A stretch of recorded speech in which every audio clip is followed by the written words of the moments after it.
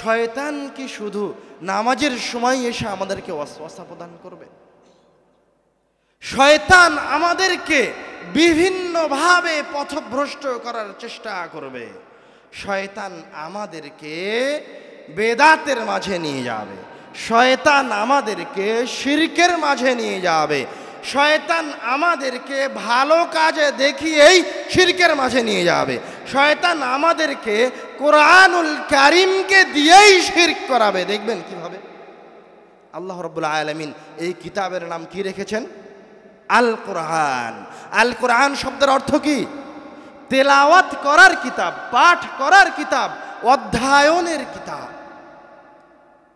মানে এই কিতাব থেকে কেউ যদি কোনো উপকার নিতে চায় তাহলে এই কিতাব তেলাওয়াত করে উপকার নিতে হবে। শত শত হাদিস আর কোরআনুল কারীমের আয়াত প্রমাণ করে যে কোরআনুল কারীম যতক্ষণ পর্যন্ত আপনি তেলাওয়াত করবেন না ততক্ষণ পর্যন্ত কোরআনুল কারীম আপনার সরিষা সমপরিমাণ উপকার করতে পারবে না। আপনি যদি কোরআনুল কারীমকে দিয়ে দুর্গ নির্মাণ করেন আর ওই দুর্গের ভিতরে গিয়ে আশ্রয় নেন তো কোরআনুল কারীম আপনার সরিষা সমপরিমাণ উপকার করতে পারবে না। আপনি কোরআনুল কারীমের একটা আয়াত তেলাওয়াত করেন, কোরআন আপনার উপকারে আসবে। কোরআনের আয়াত তেলাওয়াত করেন, আল্লাহ রাব্বুল আলামিন আপনাকে বিপদ থেকে বাঁচাবে। দেখেন রাসূল সাল্লাল্লাহু আলাইহি ওয়াসাল্লাম নিজে হাদিসে বলছেন, রাসূল সাল্লাল্লাহু আলাইহি ওয়াসাল্লাম নিজে বলছেন হাদিসে, ইকরাউল কোরআন, তোমরা কোরআন তেলাওয়াত করো, ফাইন্নাল্লাহ তাআলা লা ইউআযযিবু কলবান ওয়াল কোরআন। যেই ব্যক্তি কোরআনকে তার অন্তরে ধারণ করে আল্লাহ রাব্বুল আলামিন ওই ব্যক্তিকে কোনোদিন কোনো প্রকার শাস্তির সম্মুখীন করবেন না। আমরা বিপদ থেকে বাঁচার জন্য যেমন মনে করেন যখন সৈন্যরা যুদ্ধে যায় তখন তার শরীরে যেন গুলি না লাগে সেই জন্য তারা বুলেট প্রুফ জ্যাকেট পরিধান করে। বর্তমান সময়ে আধুনিক যুগে বোমা থেকে বাঁচার জন্য মাটির নিচে সেফ হাউস নির্মাণ করা হয়। বোমা থেকে বাঁচার জন্য সেফ হাউস নির্মাণ করা হয়। সেফ হাউস কি? উপরে বোমা পড়বে, আপনার কোনো কিছু হবে না। আল্লাহ রাব্বুল আলামিন মুসলমানদের জন্য সেফ হাউস করে দিয়েছেন কোরআন মাজিদকে। রাসূল সাল্লাল্লাহু আলাইহি ওয়াসাল্লাম এই কথা স্বয়ং নিজে বলেছেন। রাসূল সাল্লাল্লাহু আলাইহি ওয়াসাল্লাম বলছেন, ইন্নাল্লাহ তাআলা লা ইউআযযিবু কলবান ওয়াল কোরআন ওয়া ইন্না হাযাল কোরআনা মা'দাবাতুল্লাহ। এই কোরআন মাজিদ হচ্ছে এই পৃথিবীতে, এই জমিনের উপরে মহান রব্বুল আলামিনের মেহমানখানা। ফামান দাখালা ফীহি ফাহুয়া আমিন। যেই ব্যক্তি এই কোরআনুল কারীমকে দিয়ে আল্লাহ রাব্বুল আলামিনের কাছে যে কোনো বিপদ বালা মুসিবত থেকে, যে কোনো সমস্যা থেকে পরিত্রাণ চাইবে, আল্লাহ রাব্বুল আলামিন তাকে ওই বিপদ থেকে, ওই বালা মুসিবত থেকে পরিত্রাণ দান করবেন। আপনি মনে হয় এখনো বুঝতে পারেননি,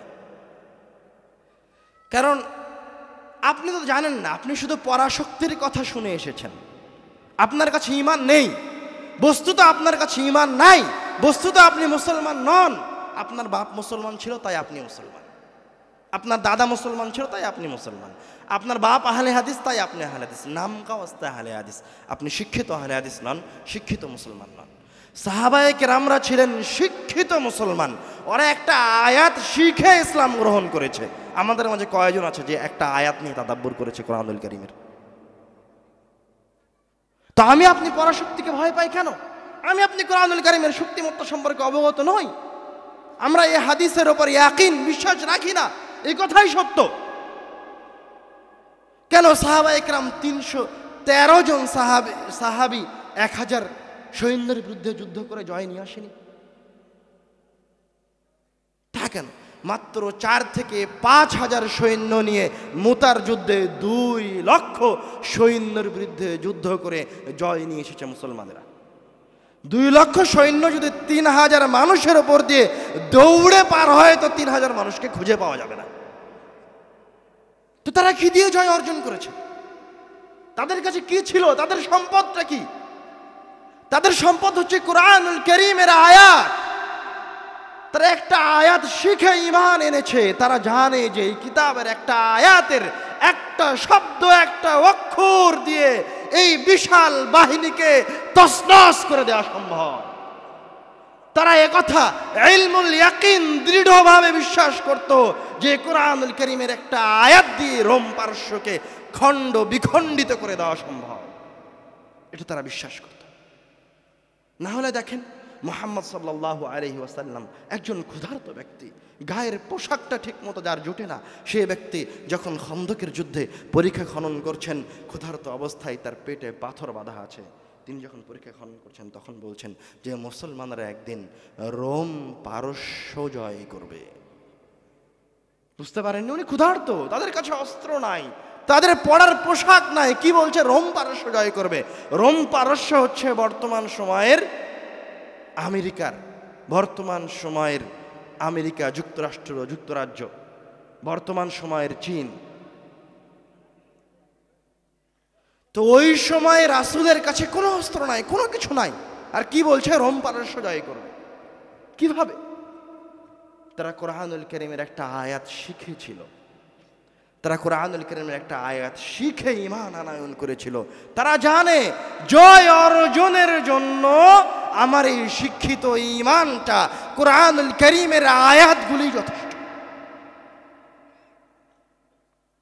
এখন আসেন আমরা কোরআনুল কারীমের কয়েকটা বৈশিষ্ট্যের দিকে যাই। আল্লাহ রাব্বুল আলামিন কোরআনুল কারীমে বলছেন, ইয়া আইয়ুহান নাস ক্বাদ জাআতকুম মাউইযাতুম মির রাব্বিকুম ওয়া শিফাউন লিমা ফিস সুদুরি ওয়া হুদান ওয়া রাহমাতুল লিল মুমিনিন। এই আয়াতের দিকে যদি লক্ষ্য করেন তাহলে দেখবেন আল্লাহ রাব্বুল আলামিন বলছেন ইয়া আইয়ুহান নাস। আমরা মনে করি কোরআনুল কারীম মনে হয় শুধু মুসলমানদের ধর্মগ্রন্থ, কিন্তু আল্লাহ রাব্বুল আলামিন কোরআনুল কারীমকে শুধু মুসলমানদের ধর্মগ্রন্থ হিসেবে প্রেরণ করেননি। আল্লাহ রাব্বুল আলামিন এই আয়াতে বলছেন ইয়া আইয়ুহান নাস, হে ইহুদি, খ্রিস্টান, নাস্তিক, বৌদ্ধ, হিন্দু, মুসলমান, আরব, অনারব, মুচি, দরিদ্র, রাজা, প্রজা, তোমরা শোনো, ক্বাদ জাআতকুম মাউইযাতুম মির রাব্বিকুম, তোমাদের প্রতিপালকের পক্ষ থেকে একটা কিতাব এসেছে যেটা হচ্ছে মাউইযা, যেই কিতাবটা তোমাদেরকে উপদেশ দিতে পারে। তোমাদের কারো যদি উপদেশের প্রয়োজন হয়, কেউ যদি মনে করে, কোনো একজন মানুষ, সে পাপী হোক, তাপী হোক, খ্রিস্টান হোক, ইহুদি হোক, নাসারা হোক, যদি কেউ মনে করে যে আমার উপদেশের প্রয়োজন, তাহলে আল্লাহ বলছে তুমি এই কিতাবটা তেলাওয়াত করো, এই কিতাবটা পড়ো। তোমার যেই সমস্যায় থাক না কেন, যেই সমস্যার মাঝে থাকো না কেন, ওই সমস্যা থেকে উদ্ধারের নসিহত, ওই সমস্যা থেকে বাঁচার উপদেশ এবং তোমার কিতাব তোমাকে উপদেশ দিবে। আর কি করবে? ওয়াশিফাউন লিমা ফিস সুদূর। তুমি যখন এই কিতাব তেলাওয়াত করবে, এই কিতাব থেকে উপদেশ গ্রহণ করবে, তখন ওই যে তোমার অন্তরটা পাপে ভরা ছিল, ওই যে তোমার অন্তরটা পাপাচারের কারণে বিকৃত হয়ে গেছিল, নষ্ট হয়ে গেছিল, ওই যে তোমার ঈমানটা, তোমার অন্তরটা নাস্তিক হয়ে গেছিল, ওই যে তুমি ইহুদি ছিলা, ওই যে তুমি খ্রিস্টান ছিলা, ওই যে তুমি হিন্দু ছিলা, শিফাউন লিমা ফিস সুদূর, তুমি যদি ওই কিতাব থেকে উপদেশ গ্রহণ করো, তাহলে এই কিতাব তোমার অন্তরের যাবতীয় পাপাচারকে, ধৃষ্টতাকে, বক্রতাকে ধুয়ে মুছে পরিষ্কার করে দিবে। সুবহানাল্লাহ। ওয়া হুদান ওয়া রাহমাতুল লিল মুমিনিন। এবং এই কিতাব তোমাকে উপদেশ দেওয়ার পর, তোমার অন্তরকে পবিত্র করার পর তোমাকে হেদায়াত প্রদান করবে। হেদায়াত প্রদান করবে মানে কি? হেদায়াত হচ্ছে আমার আপনার জীবনের লক্ষ্য, উদ্দেশ্য। আপনি যতই আমল করেন না কেন, যত ভালো কাজ করেন না কেন, যদি আপনার কাছে হেদায়েত না থাকে, যদি আপনার কাছে হেদায়েত না থাকে, তাহলে আপনার কোনো কাজ, কোনো কর্ম, কোনো কাজে আসবে না। তার নাম হচ্ছে হেদায়েত। হেদায়েত আরেকটু স্পষ্ট হন। 5 ওয়াক্ত সালাতে আল্লাহ রাব্বুল আলামিনের কাছে সর্বপ্রথম আমাদের যেই ফরিয়াদটা থাকে, সেটা হচ্ছে ইহদিনাস সিরাতাল মুস্তাকিম। সেটা হচ্ছে, হে আল্লাহ, আপনি আমাদেরকে সহজ সরল পথের দীক্ষা দিন, আমাদেরকে হেদায়াত দিন। ইহদিনা, হে আল্লাহ, আপনি আমাদেরকে হেদায়াত দিন। 5 ওয়াক্ত সালাতে আমাদের প্রথম যেই ফরিয়াদ আল্লাহ রাব্বুল আলামিনের কাছে থাকে সেটা হচ্ছে হেদায়াতের ফরিয়াদ। হেদায়াত শব্দটা কি? হেদায়াতের অর্থটা যদি আপনারা বুঝতে চান তাহলে আরবদের কাছে ফিরে যেতে হবে। আরবেরা এই শব্দটা ব্যবহার করত যখন কোনো একটা কাফেলা সফরে বের হতো মরুভূমির মাঝে দিয়ে, তখন তারা গন্তব্যস্থলে পৌঁছার জন্য ওই কাফেলার সামনে একজন গাইড থাকতো, পথপ্রদর্শক, কোন একটা উট থাকতো অথবা কোনো একজন ব্যক্তি থাকতো যারা মরুভূমির রাস্তা চিনে। আর পুরো কাফেলা নিশ্চিন্তে ওই ব্যক্তির ওই উটের অনুসরণ করত। তো ওই অনুসরণীয় উটকে তারা বলতো হাদি। কেননা তারা যদি নিশ্চিন্তে ওই উটের অনুসরণ করে তাহলে 2 দিন 3 দিন বা 1 সপ্তাহ পরে তারা তাদের গন্তব্যস্থলে পৌঁছে যাবে নিশ্চিন্তে, কিছু করা লাগবে না। তো আল্লাহ রাব্বুল আলামিন ওই জায়গা থেকে তার কিতাবের নাম রাখলেন, তার কিতাবের একটা বৈশিষ্ট্যের কথা বলছেন, এই কোরআন হচ্ছে হাদি। কেউ যদি এই কোরআনুল কারীমের কাছে আসে তো এই কোরআনুল কারীম ওকে নিজে, কোরআনুল কারীম নিজে আপনার হাতটা ধরে আপনাকে হেদায়াতের পথে নিয়ে আসবে। কোরআন নিজে আপনাকে হেদায়াত দিয়ে দিবে। আরো স্পষ্ট করে বুঝেন যে কোরআন কিভাবে হেদায়াত দেয় তার একটা প্রমাণ নেন।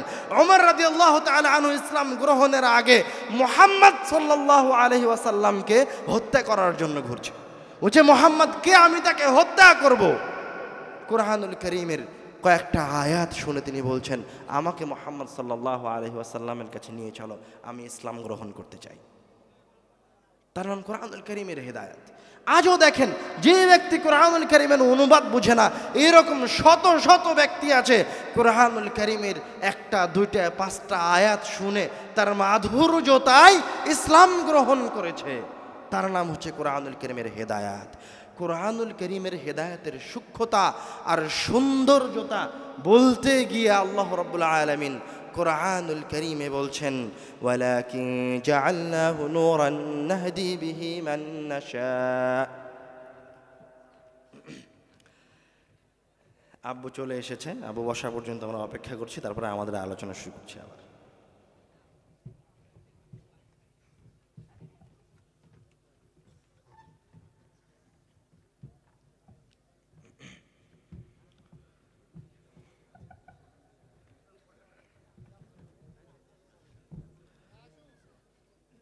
আউযু বিল্লাহি মিনাশ শাইতানির রাজীম।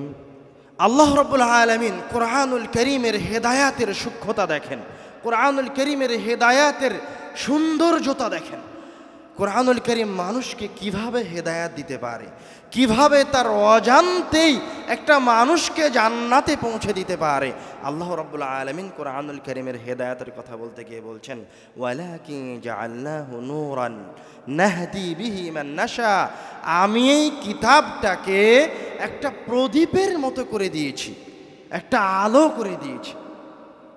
ওয়ালাকিন জাআলনাহু নূরা, আমি এই কিতাবটাকে করে দিয়েছি একটা বাতির মতো, একটা আলোর মতো। নাহদি বিহি মান নাশা, এই আলোটা দিয়ে, এই নূরটা দিয়ে আমি যাকে ইচ্ছা তাকে জান্নাতে পৌঁছে দেই, যাকে ইচ্ছা তাকে আমি হেদায়াত দিয়ে দেই।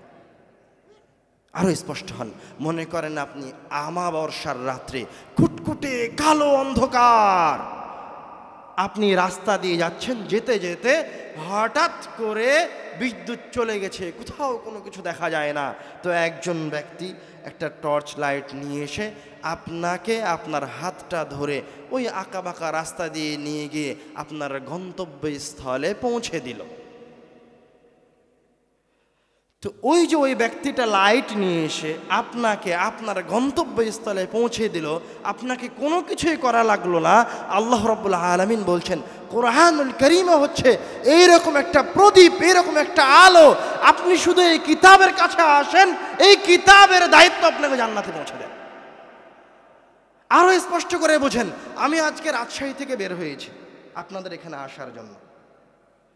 তো এই রাস্তায় বের হওয়া থেকে নিয়ে শুরু করে আপনাদের এখানে আসা পর্যন্ত 6 থেকে 7 ঘন্টার রাস্তা।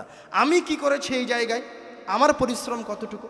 আমি শুধু বাড়ি থেকে বের হয়ে এসে গাড়িতে বসেছি। আমি জানি 6 থেকে 7 ঘন্টা পর গাড়ির ড্রাইভার আমাকে আপনাদের মাঝে পৌঁছে দিবেন। তো পুরো রাস্তায় যে পরিশ্রম করলো, একাধিক পথ, ভুল পথ থেকে ডান দিকে গেলে হয়তো সে এই জায়গায় পৌঁছাতো না, অন্য জায়গায় চলে যেত। ডান দিকে গেল না, বাম দিকে গেল না, কোনো ভুল রাস্তায় গেল না, ঠিক 6 থেকে 7 ঘন্টা পর আপনাদের মাঝে নিয়ে এসে পৌঁছে দিল। এই কাজটা কে করছে? আমাকে ভুল রাস্তা দিয়ে অন্য জেলায় নিয়ে গেল না, অন্য বিভাগে নিয়ে গেল না, এই কাজটা কে করছে? ড্রাইভার করছে।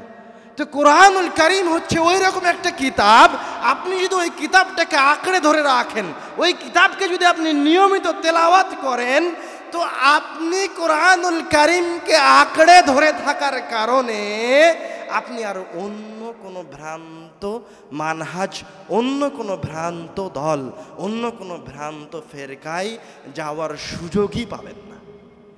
কোরআন আপনাকে ধরে জান্নাতে পৌঁছে দেবে। এই কথা কে বলছেন? আল্লাহ রাব্বুল আলামিন স্বয়ং নিজে বলছেন। ওয়ালাকি জাআলনাহু নূরান নাহদি বিহি মান নাশা।